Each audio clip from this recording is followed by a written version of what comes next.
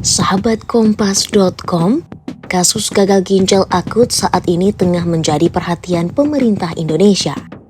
Pasalnya, sejak Januari hingga Oktober 2022, setidaknya ada 206 orang mengalami gagal ginjal akut. Bahkan, dari 206 penderita itu, 99 orang diantaranya dilaporkan meninggal dunia. Kasus ini pun tentunya membuat masyarakat, khususnya para orang tua, was-was.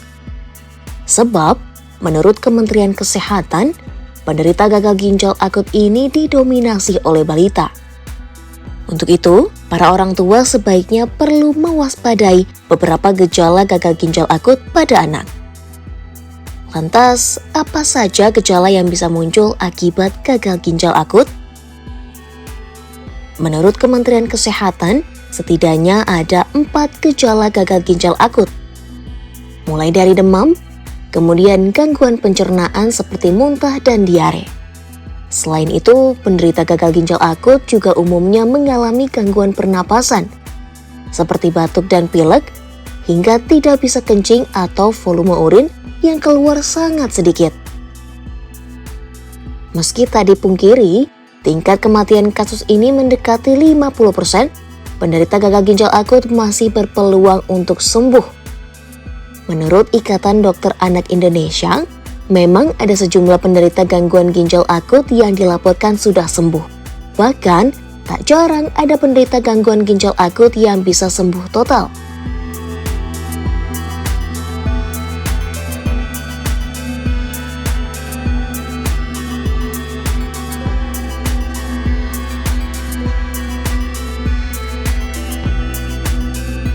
Setelah kasus gagal ginjal akut ini merebak, pemerintah pun langsung mengeluarkan surat edaran. Dalam edaran tersebut, para tenaga kesehatan hingga apotek diminta untuk tidak memberikan resep obat sirup pada pasien. Sebab, ada sejumlah obat sirup dengan zat berbahaya yang diduga menyebabkan gangguan ginjal akut. Zat berbahaya itu adalah etilen glikol, dietilen glikol, dan etilen glikol butyl ether. Di mana Kemenkes sendiri juga telah merilis 5 merek obat yang diduga menggunakan zat ini. Merek obat itu yakni obat demam Thermorex sirup produksi PT Konimex, kemudian obat batuk dan flu dengan merek Flurin DMP sirup produksi PT Yarindo Pharmatama.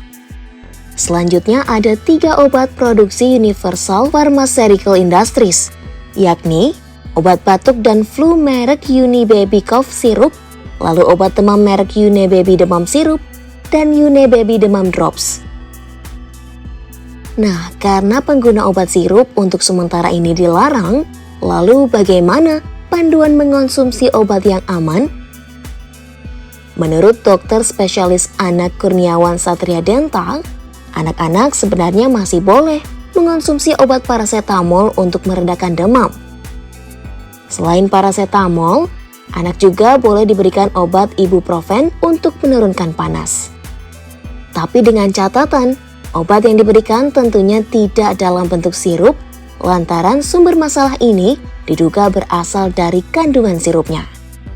Maka dari itu, bagi para orang tua sebaiknya bisa memberikan obat tablet ke anak, salah satunya dengan cara digerus.